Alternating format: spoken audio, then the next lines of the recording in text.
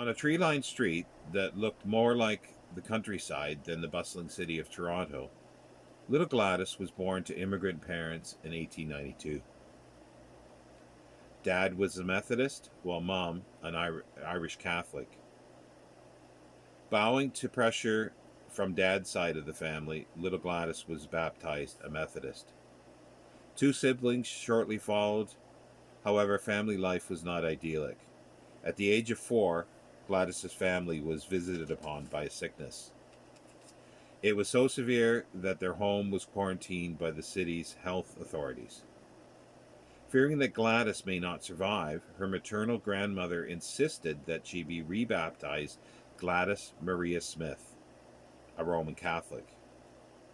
Gladys survived, and while health improved, family life did not. Dad became a confirmed alcoholic, abandoning his family and dying a short 3 years later. Gladys's mother, now a widow with young children and heavy financial burdens, started taking in boarders. With this changing family life, luck began to turn for Gladys. One of the boarders was a theatrical manager who put 7-year-old Gladys on the stage. She took to the stage and frequently appeared in local theaters.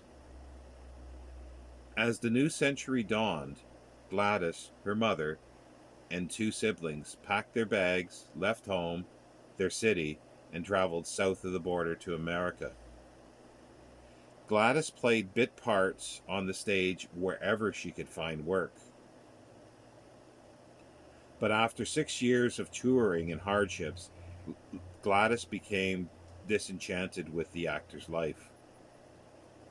So, in 1907, she gave herself one more summer to land a role on Broadway or pack it in. Just while things looked their bleakest, Gladys did land a role on Broadway. Then followed a string of Broadway plays, but then a dry spell. In 1909, Gladys began acting in pictures, working for the New York studios of the Biograph Company. The Biograph Company, having studios in New York and Los Angeles, was a major player in early American cinema. Gladys had bit parts and leading roles in a number of short films. Soon she relocated to the LA studios of Biograph, and with this experience behind her, she moved on to other production companies and by the mid-teens became an international film star. Gladys married a leading man and soon co-founded an independent production company that would give her and others control over what pictures they made. Gladys was one of the biggest stars and earners of 1920s Hollywood.